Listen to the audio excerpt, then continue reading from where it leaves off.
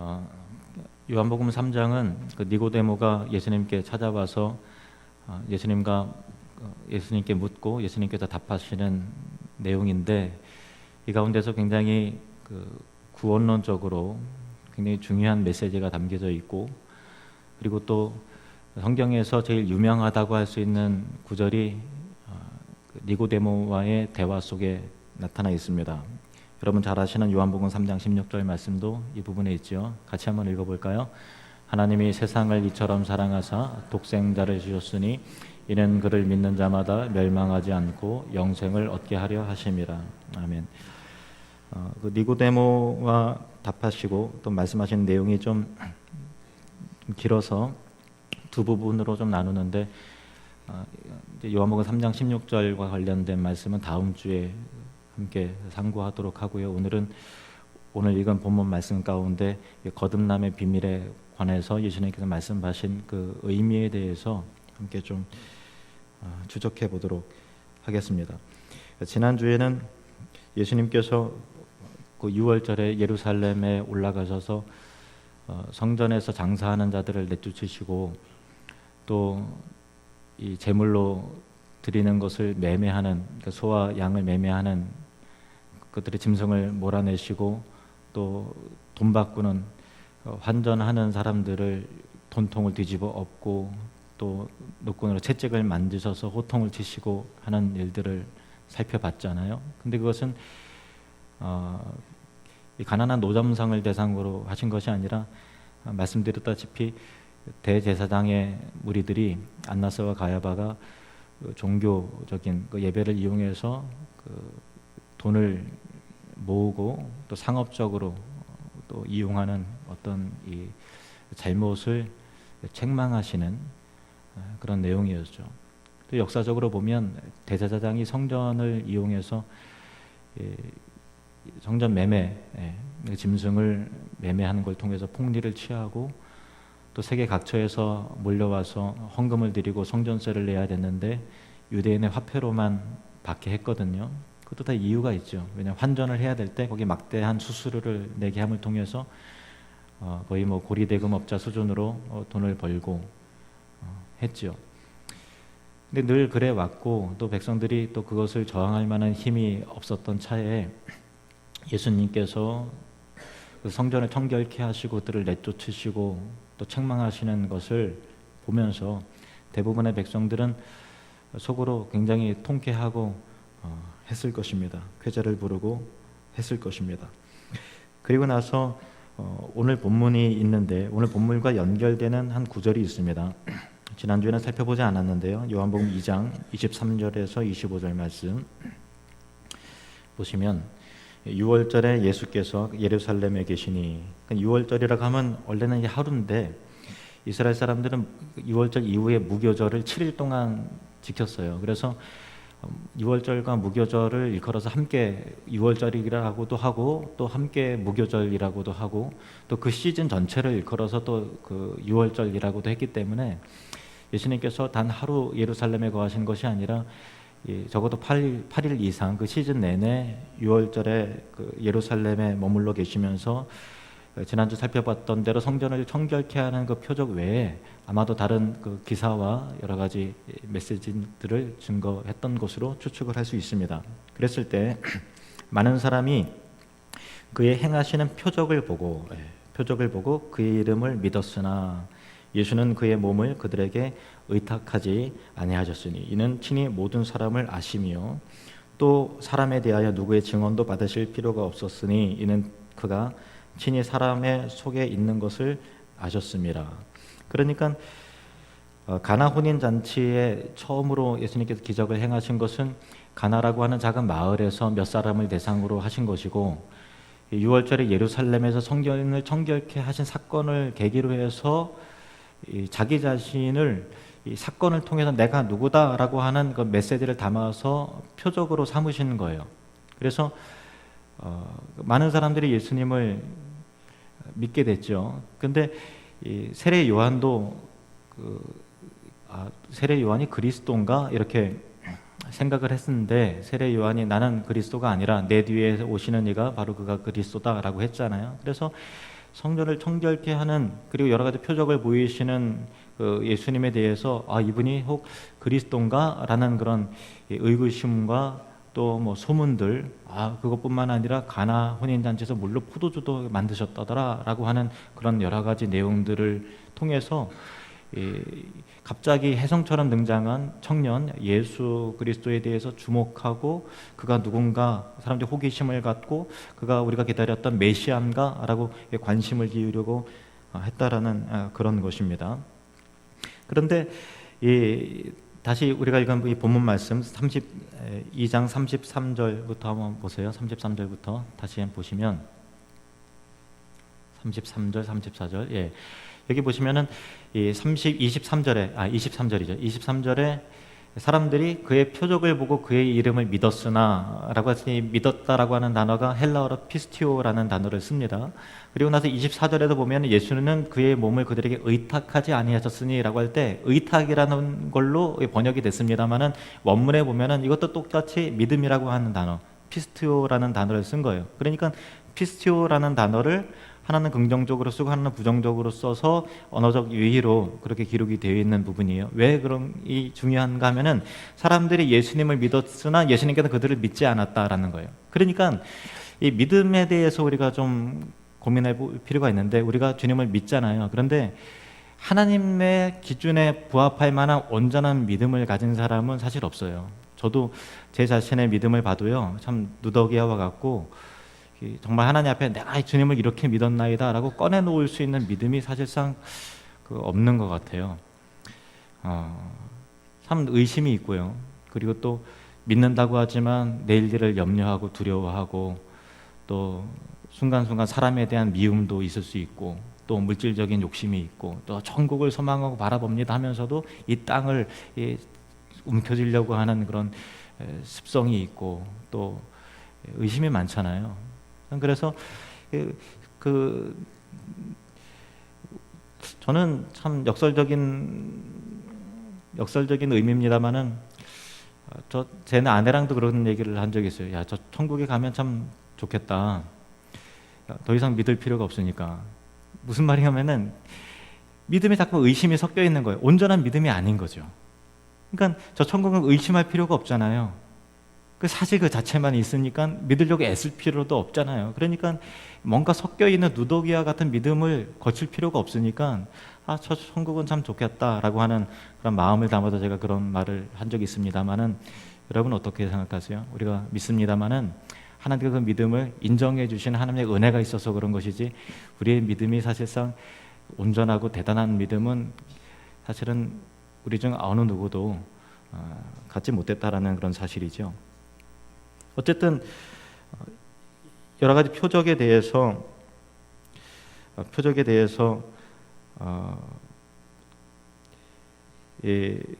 보여주셨을 때 사람들이 예수님이 그리스도가 아닌가 이렇게 좀 믿기 시작했던 것이고, 그러나 예수님께서는 그들의 중심을 아시기 때문에 그들의 믿음을 온전히 신뢰하지 않았다라고 하는 내용입니다.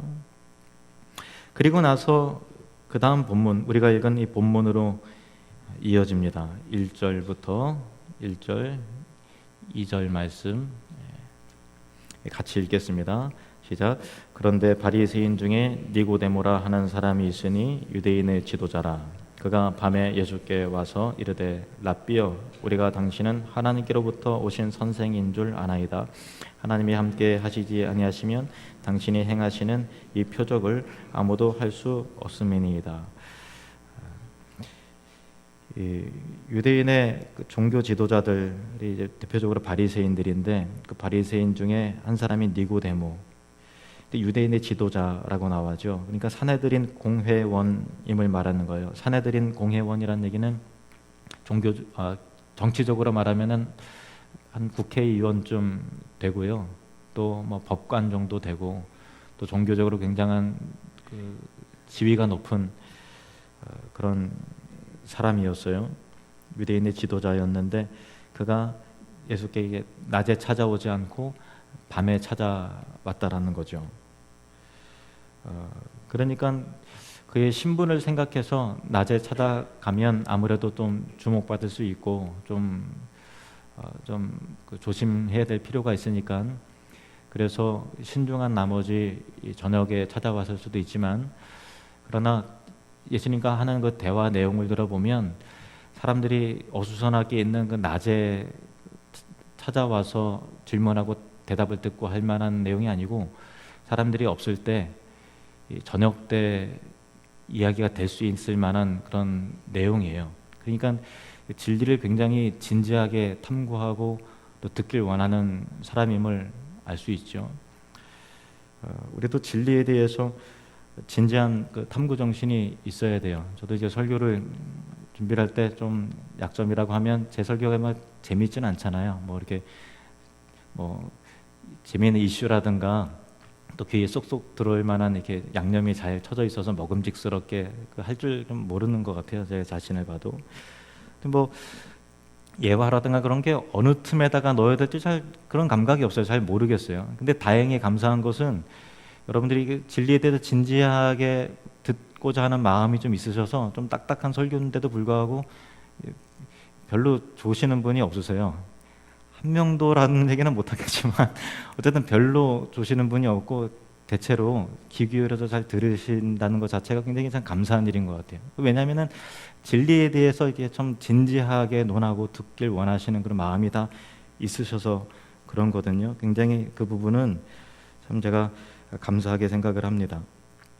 니고데모가 혼자 왔지만 질문 내용을 보면은 그가 밤에 예수께 와서 이르되 라삐여 우리가 당신은 하나님께로부터 오신 선생인 줄 아나이다. 우리라는 표현을 썼어요. 그러니까 니고데모가 혼자 왔지만 혼자 고민했던 내용을 가지고 온 것이 아니라 니고데모가 종교 지도자다 보니까 그게 문화생들이 있잖아요. 학생들이 있어요. 제자들이 있어요. 그래서 예수라가 하는 이가 갑자기 나타나서 하는 일들을 보니까 야 이거는 진짜 하나님께서 보내신 그 선지자 이상이다. 이건 뭐 하나님께서 함께 하시지 않으면 능히 그런 일들을 할 수 없는데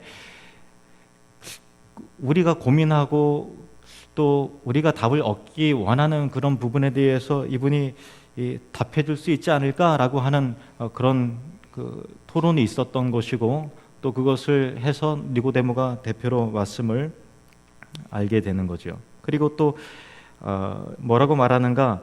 하나님이 함께 하시지 아니하시면 당신이 행하시는 이 표적을 아무도 할 수 없음이니이다. 그러니까 단순한 기적이요 사건이 아니라 표적, 메시지를 담고 있다는 것을 니고데모와 그와 함께한 사람들이 알고 있는 거예요. 무슨 말인가 하면은요, 우리가 예수님께서 어떤 기적을 일으키세요. 뭐 가까운 예로 지지난주에 들은 대로 가나 혼인잔치에서 물로 포도주를 바꾸시잖아요. 근데 사람들이 거의 대부분 주목하는 것은 이 물리적인 혜택, 포도주 맛있다라고 하는 물리적인 혜택에만 귀를 기울이면 그거는 진짜 알맹이를 놓치는 거예요. 그것을 변화시킴을 통해서 하시려는 메시지 있잖아요. 기적을 일으키심을 통해서 그 기적 그 자체를 주시기보다 그 안에 있는 담고 있는 메시지를 우리에게 주길 원하시는 거거든요. 그게 표적이에요. 표적, 기사와 이적. 단순한 기적이 아니라 예수님께서 복음서에서 행하시는 기적은 단지 우리에게 물리적인 혜택을 주기 위함이 아니라 그 안에 구원이란 무엇인지, 예수란 누구인지를 담고 있는 진리를 담고 있는 메시지란 말이에요. 그 메시지가 있다라는 것을 아는 거예요. 성전을 정결케 한 그 사건을 통해서 이 니고데모와 그 함께한 사람들은 뭔가 알쏭달쏭하지만 뭔가 거기 있다, 뭔가 거기 있다라는 것을 알고 있다라는 거예요. 그 표적이라는 거, 표적. 그래서 이 하나님께로부터 오신 선생인 것 같으니 가서 우리가 평소에 해결할 수 없었던 그 사안들에 대해서 한번 답을 가지고 있는지 한번 여쭤보자라고 하는 그런 거죠. 그런데 그래서 하나님께서 함께 하시지 않으면 이와 같은 표적을 아무도 할 수 없음을 우리가 알고 있습니다 라고 말을 하니까 3절 말씀에 예수님께서 뭐라고 말씀하시는가 보십시오. 3절 같이 읽겠습니다. 시작. 예수께서 대답하여 이르시되 진실로 진실로 내게 이르노니 사람이 거듭나지 아니하면 하나님의 나라를 볼 수 없느니라. 아멘. 니고데모가 하나님 나라에서 좀 여쭤보려고 합니다. 이 얘기 안 했어요. 이 얘기 안 했는데 니고데모가 왜 왔고 그가 가지고 있는 고민이 무엇인지 예수님께 이미 다 알고 계신 거예요. 그래서 그가 질문하지도 않았는데 이 질문을 한 것을 전제로 진실로 진실로 내게 이르노니 사람이 거듭나지 아니하면 하나님의 나라를 볼 수 없느니라. 하나님의 나라에 관해서 질문하려는 것을 아시고 이미 답하시는 예수님을 볼 수가 있는 거죠. 참 놀랍지 않으세요? 하나님은 우리의 생각과 사정을 다 아십니다. 저는 이제 설교를 준비하면서 그런 은혜를 많이 경험을 해요. 강해 설교를 하잖아요. 순서대로 하는데 그 순서에 의해서 하는데 교회의 상황과 성도의 형편과 또 그런 모든 것들을 하나님께서 미리 아시고 그 말씀대로 교회를 이끌어 가시고 그 교회의 또 성도에게 그런 아픔과 고민과 어떤 그런 시련이 있을 때 그것에 맞는 것들을 예비했다가 딱딱 꺼내주시는 그런 하나님의 은혜가 있어요. 제가 무슨 뭐 알겠다고 그렇게 해요. 그런데 참 그런 은혜가 있는 걸 볼 때 목사로서 굉장히 정말 하나님께서는 그 메시지 자체를 이끌어 가시는구나 그런 생각을 많이 합니다. 설교를 하고 나면 어떤 성도님들이 가끔씩 저에게 딱 맞는 말씀을 그렇게 목사님 하셨습니다 그런 얘기를 하시더라고요. 제가 뭐 어떻게 알아요? 좀 모르죠. 하나님께서 하시는 거죠. 니고데모가 알고자 했던 것 하나님 나라였어요. 그가 하나님 나라가 어떤 방식으로 언제 이루어지는지 그거를 알고 싶었던 것이죠. 바리새인의 그 당시의 유대인의 배경을 좀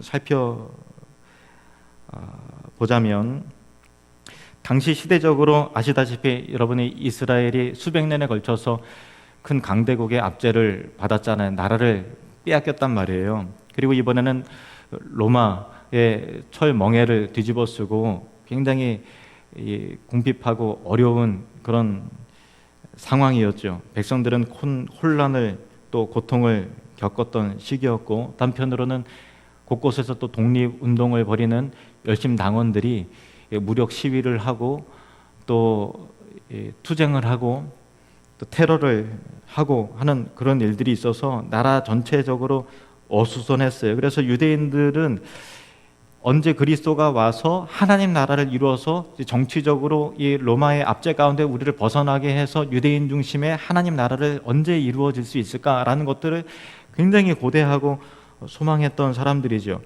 바리새인들도 사실상 메시아 왕국, 하나님 나라를 소망했던 사람들이에요. 그런데 아이러니하게도 바리새인들은 시대적으로 암울했기 때문에 그들이 기득권을 유지할 수 있었거든요.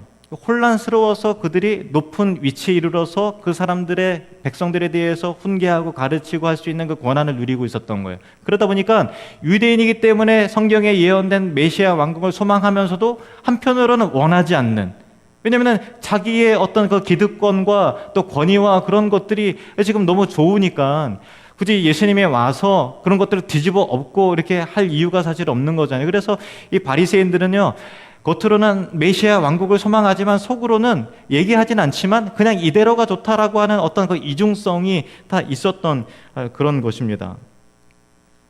그래서 바리새인들은 어떻게 생각하는가 하면은 메시아 왕국이 언젠가는 올 텐데 오기 전에, 하나님 나라가 오기 전에 자신들이 이 무지한 백성들을 일깨워서 율법을 잘 가르치고 지키게 하고 또 사회적인 질서를 바로잡고 안정을 시키고 해서, 그래서 자기가들이 준비를 잘 해놓고 율법적인 사회를 온전히 지킬 수 있는 사회를, 안정된 사회를 이루고 나면 그때 메시아가 와서 하나님 나라를 이룰 것이다. 그래서 그 전에 우리가 해야 할 일들이 있다라고 생각했던 사람들인데, 그래서 사회 지도자로서 이 모순된 이 세상 속에서 분명한 답을 꺼내놓고 그리고 그들을 잘 지도해야 되는데, 니고데모는 솔직한 사람이 아는 거예요. 율법의 한계를 아는 거예요. 자기가 할 수 있는 일에 그 어려움을 아는 거예요.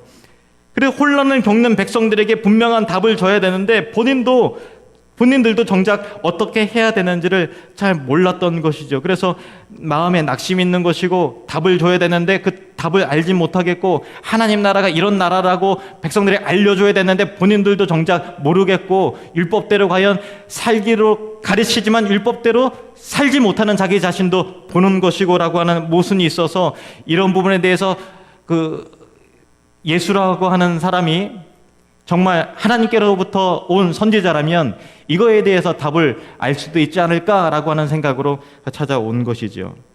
그래서 예수님께서 그런 이유로 니고데모가 찾아왔다는 것을 미리 아시고 진실로 진실로 내게 이르노니 사람이 거듭나지 아니하면 하나님의 나라를 볼 수 없느니라. 이렇게 말씀하신 것입니다.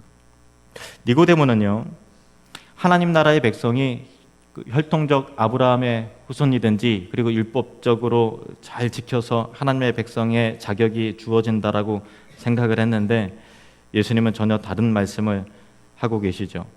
사람이 거듭나야 된다. 중생해야, 다시 말해서 다시 태어나야 하나님 나라를 볼 수 있다. 이렇게 말씀하신 거예요. 이 중생, 거듭난다라고 하는 것을 헬라 원문으로 보면은 다시 태어난다라는 말도 있지만 위로부터 난다. 사람이 위로부터 나지 아니하면 하나님 나라를 볼 수 없다라고 하신 말씀과 같은 거예요. 그래서 니고데모가 어떤 영적인 메시지를 도무지 이해할 수가 없는 거예요. 그래서 4절에 이렇게 말합니다. 4절 같이 읽겠습니다. 시작. 니고데모가 이르되 사람이 늙으면 어떻게 날 수 있사옵나이까? 두 번째 모태에 들어갔다가 날 수 있사옵나이까? 잘 모르는 거예요. 어떻게 거듭난다? 어떻게 엄마 뱃속으로 다시 들어갔다가 나는 걸 말하는 것인가? 그 무슨 말인가? 잘 이해를 못하는 거예요. 그래서 예수님께서 더 자세한 설명으로 말씀하십니다. 5절 말씀 같이 읽겠습니다. 5절 시작. 예수께서 대답하시되 진실로 진실로 내게 이르노니 사람이 물과 성령으로 나지 아니하면 하나님의 나라에 들어갈 수 없느니라. 물과 성령으로 나지 아니하면 하나님의 나라에 들어갈 수 없느니라. 이 거듭남에 대해서 물과 성령으로 나야 된다, 그렇게 말씀을 하시는 거예요. 그런데 물이란 뭘까요? 성령은 다 아시잖아요. 성령은 다 아시는데 물은 뭘까요? 많은 학자들이 물의 의미에 대해서 막 이렇게 의견이 분분합니다. 통일된 의견을 가지고 있지 않아요. 그런데 제일 설득력 있는 것은 이거예요. 이 물과 성령 할 때 이 과라고 하는 그리고라는 단어가 헬라어로 카이라는 단어를 썼는데, 카이는 꼭 그리고라는 단어로만 쓰는 것이 아니라 이 또한, 즉, 곧 그런 의미로도 번역이 될 수 있는 단어예요. 그러니까 물 곧 성령으로, 물 곧 성령으로, 성령께서 하시는 것이 우리를 깨끗하게 정결하게 하시는 거잖아요. 그러니까 이 물이라는 것은 또 다른 것을 말하는 것이 아니라 성령으로 거듭나지 않고는 하나님 나라에 들어갈 수 없다라고 하는 것인데, 성령께서 하시는 사역이 물로서 정결케 하시는 그 일을 하신다는 거죠. 그러니까 이 예수님께서 계속 행하시는 표적에 어떤 연결점이 계속 있잖아요. 첫 번째 행하신 게 뭐예요? 가나온인 잔치에서 물로 포도주를 바꾸셨죠. 그 물은 어떤 물이에요? 유대인들이 정결 예식으로 손을 깨끗하게 씻는 물이에요. 깨끗하게 씻는 물 가지고 포도주를 바꾸셨어요. 그 포도주라는 것은 그냥 흥을 돋구는 포도주가 아니라 우리의 구원의 기쁨, 우리를 정결하게 씻어주는 그 능력이 있는 그 보혈을 상징하는 거잖아요. 그리고 또 성전에 와서 정결케 하세요. 그래서 정결케 하시는 그 메시지가 계속해서 있는 거예요. 거듭남이라는 것은요, 이 죄 사함의 역사가 있는, 정결케 하는 그 역사라는 거예요. 그런데 그게 뭐냐면은 우리 인간의 힘으로 되어지는 것이 아니라 성령께서 하시는 일이다. 성령께서 하시는 일이다라는 거예요. 성령께서 우리를 거듭나게 하지 않으면 하나님 나라의 메시지가 귀에 들리지도 않고 보이지도 않는 거예요. 거듭나야만 하나님 나라가 보여요. 근데 어떻게 하면 거듭나야 되느냐? 성령께서 하시는 일이라는 거예요. 자, 6절부터 8절까지 6절, 8절 같이 읽겠습니다. 시작. 육으로 난 것은 육이요 영으로 난 것은 영이니 내가 내게 거듭나야 하겠다 하는 말을 놀랍게 여기지 말라. 바람이 임의로 불매 내가 그 소리는 들어도 어디서 와서 어디로 가는지 알지 못하나니 성령으로 난 사람도 다 그러하니라. 아멘. 이 니고데모가 이게 어떻게 이런 일이 모태에 들어갔다가 날 수 있습니까? 하니까 육으로 난 것은 육이요 영으로 난 것은 영이니, 그러니까 육적인 얘기가 아니라 영적인 얘기다, 그 얘기인 거예요. 내가 내게 거듭나야 하겠다는 말을 놀랍게 여기지 말라. 바람이 임의로 불매 내가 그 소리는 들어도 어디서 와서 어디로 가는지 알지 못하나니 성령으로 난 사람도 다 그러하니라. 무슨 말인가 하면은 예수님께서 거듭남의 비밀을 바람을 통해서 설명을 하시는데, 바람은 눈에 보이지 않잖아요. 근데 존재하지요. 소리를 들어서 알 수 있고, 또 바람을 통해서 나뭇잎이 움직이고 또 머리카락이 날리고 하는 것을 통해서 아, 바람이 부는구나 라고 알 수 있죠. 그러나 볼 수는 없죠. 그런데 중요한 것은 바람의 현상보다도 더 중요한 게 있어요. 8절의 초반절에 뭐라고 되어 있죠? 바람이 어떻게 분다고요?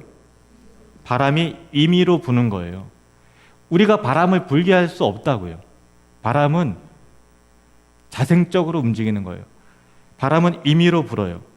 그러니까 구원이라고 하는 것은, 거듭남이라고 하는 것은 사람에게 달려있는 것이 아니라 임의로 작정하시고 이를 행하시는 하나님의 주권적 은혜의 사역이라는 것이죠. 하나님께서 택하신 자들을 성령으로 거듭나게 하셔야만, 성령께서 거듭나게 해주셔야만 거듭날 수 있는 것이지, 내가 거듭나겠다라는 결단과 노력으로 사실 거듭날 수 있는 개념이 아니라는 거예요. 사람의 노력으로 되는 것이 아니라 하나님의 은혜로만 들어갈 수 있는 나라라는 것이죠. 그런데 바리새인들은 율법적인 노력으로, 인간의 노력으로, 행위로 어떻게 이렇게 잘 지킴을 통해서 이렇게 하나님 나라에 들어갈 수 있으리라고 생각을 했던 거예요. 행위로 하나님 나라를 준비해야 됐다고 생각을 했던 것이죠. 그런데 이 세상 모든 사람들은요, 그 사고 체계가 바리새인과 같은 율법을 알지도 못하고 경험하지도 못했지만 다 율법적이에요. 무슨 말인가 하면은, 모든 사람들은 인간의 측면에서 그것이 구원이 됐든 해탈이 됐든 열발이 됐든 표현은 다르다 할지라도 내가 어떻게 노력해야만 구원을 받을 수 있지 않을까라고 생각을 하는 거예요. 은혜로 주어지는 구원, 그런 것 자체는 인간의 사람들의 개념 자체에 들어와 있질 않아요. 모든 종교를 다 찾아가서 어떻게 하면 구원을 받을 수 있습니까? 구원의 방법을 알려주십시오라고 얘기하면 다 똑같이 비슷하게 다 얘기를 해요. 착하게 사십시오. 고행을 하십시오. 금식 기도를 많이 해보십시오. 돈을 많이 벌었습니까? 재산을 다 팔아다가 가난한 사람들에게 나눠줘 보십시오. 잠을 자지 말고 소나무 껍질을 벗겨서 한번 그렇게 부여하지 말고 그렇게 한번 살아보십시오. 아니면 하루에 한 번씩 어디를 몇 바퀴씩 도르십시오. 주문을 외우십시오. 어떻게 하십시오. 결국은 어떻게 하면 구원을 얻을 수 있습니까? 라고 할 때 바리새인도 율법을 지켜서, 다른 것도 다 표현은 방법은 다 다르지만 뭔가를 지키고 행해서라고 다 대답을, 이렇게 해야 구원을 받을 수 있습니다 라고, 이렇게 해서 구원을 이루라 라고 세상의 종교는, 사람들은 다 그렇게 말한단 말이죠. 니고데모가 이해할 수 없었던 부분들이 바로 이런 거예요. 어떻게 해야 된다고 생각을 했던 것이죠. 그러나 어떻게 구원을 받을 수 있습니까? 라는 질문으로 예수님께 찾아온다면, 성경을 통해서 답을 얻고자 한다면 성경은 단 한 가지를 가르쳐 주시는데, 당신이 구원을 얻기 위해서 할 수 있는 방법은 전혀 없습니다. 그렇게 말하고 있는 거예요.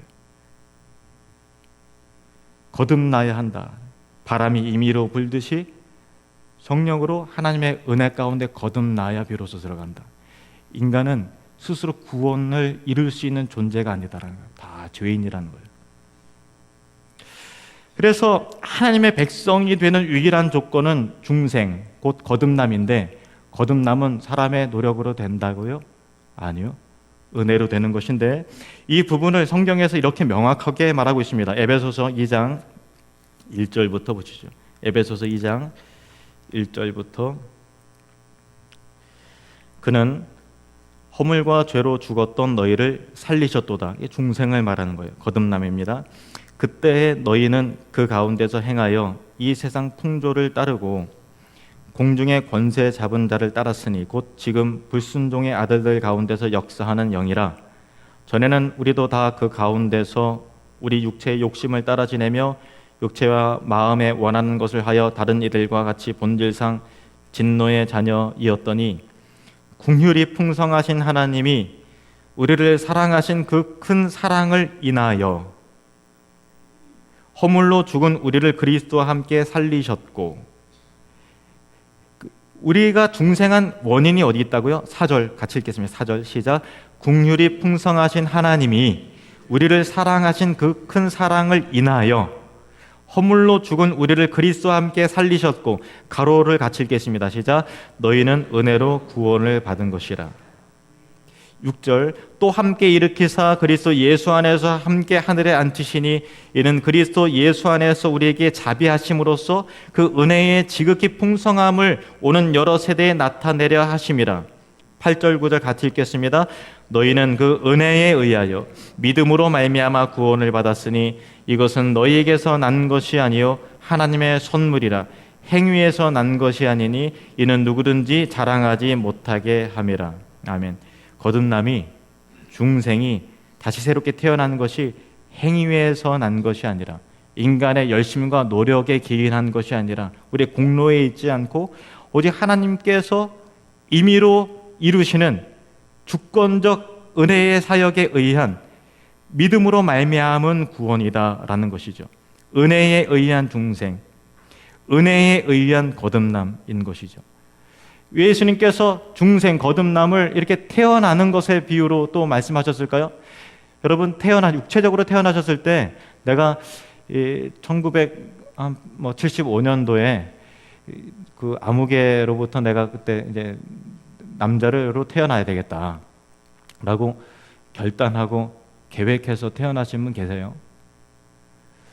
우리 의지가 동원된 적이 없어요. 태어날 때. 태어나 보니까 태어나져 있는 거죠. 그리고 태어나져 있는 것을 자각하고서 아, 내가 태어나 있구나라는 것을 깨닫고 인생이란 무엇인가 하고서 고민하듯이 거듭남이라는 것도 마찬가지예요. 거듭나지 않으면요, 거듭남에 대한 개념에 호기심도 생기지 않고 하나님 나라에 대한 열정도 없고 믿음 자체가 들어서지 못해요. 관심 자체가 없어요. 말씀에 관심 있는 이유는 거듭났기 때문에 관심을 기울이는 것이고, 그리고 거듭남에 대해서, 하나님 나라의 구원에 대해 소망을 하다가 언제부턴가 이 순간 거듭났다, 그것이 아니라 거듭나 있구나, 나는 하나님의 백성이구나, 하나님께 나를 사랑하셨구나 라는 것들을 깨달아 알게 되는 거예요. 그래서 믿음이라는 것, 구원이라는 것이 우리로부터 출발된 것이 아니라 전적인 하나님의 은혜의 선물이라는 것을 알게 되는 거죠. 처음부터 끝까지 하나님의 은혜라는 것을 아는 거예요. 그것이 구원입니다.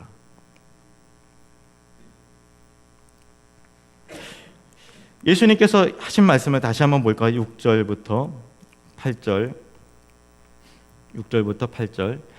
같이 읽겠습니다. 육으로 난 것은 육이요 영으로 난 것은 영이니 내가 내게 거듭나야 하겠다 하는 말을 놀랍게 여기지 말라.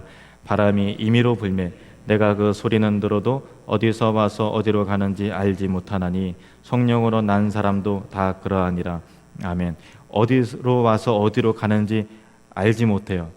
그래서 나는 몇 날 몇 시에 어떤 구원파 이단은 몇 날 몇 시에 영적으로 태어나셨습니까? 그거 모르면 구원 못 받은 겁니다 이렇게 말하는데 그거 다 가짜예요. 거듭난 사람은 언제 어느 시점에 내가 거듭났다 그런 기억이 없어요. 거듭나 있는 구원받은 나임을 어느 순간인가 자각을 하는 거예요. 알지 못해. 그런데 아는 게 있어요. 뭐냐면 그 소리가 들린다라는 거예요.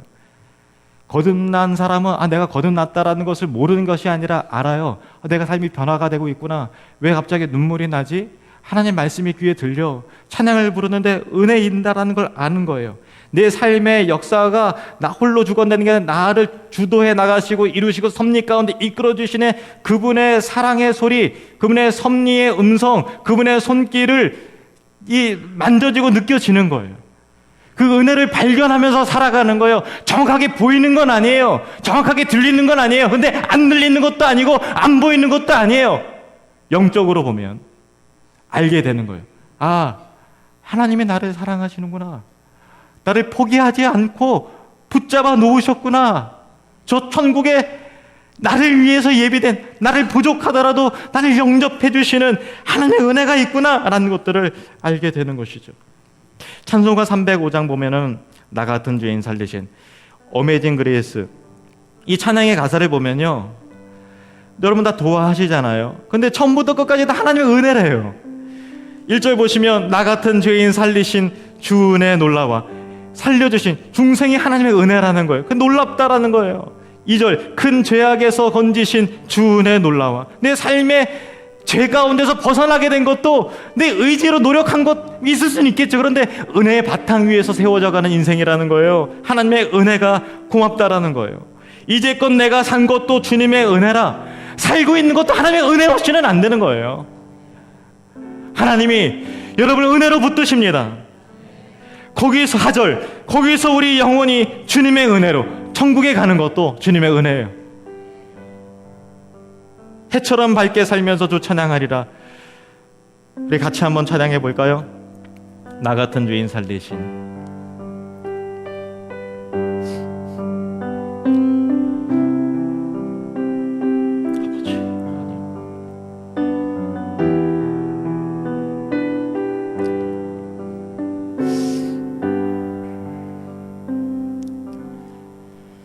나 같은 죄인 살리신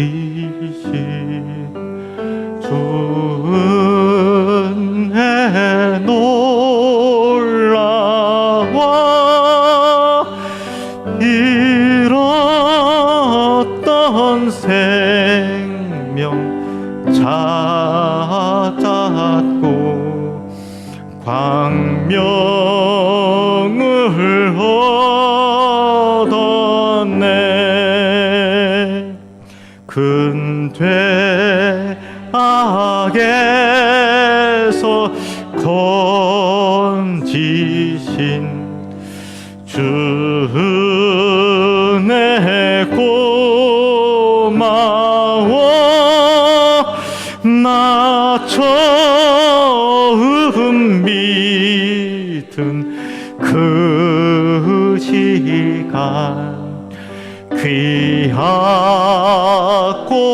귀하다. 이제껏 내가 산 것도 이제껏 내가 산 것도 주님의 은혜라. 또 나를 장차 본향에 인도해 주시리. 거기서 우리 영원히 거기서 우리 영원히 주님의 은혜로 해처럼 밝게 살면서 주 찬양하리라.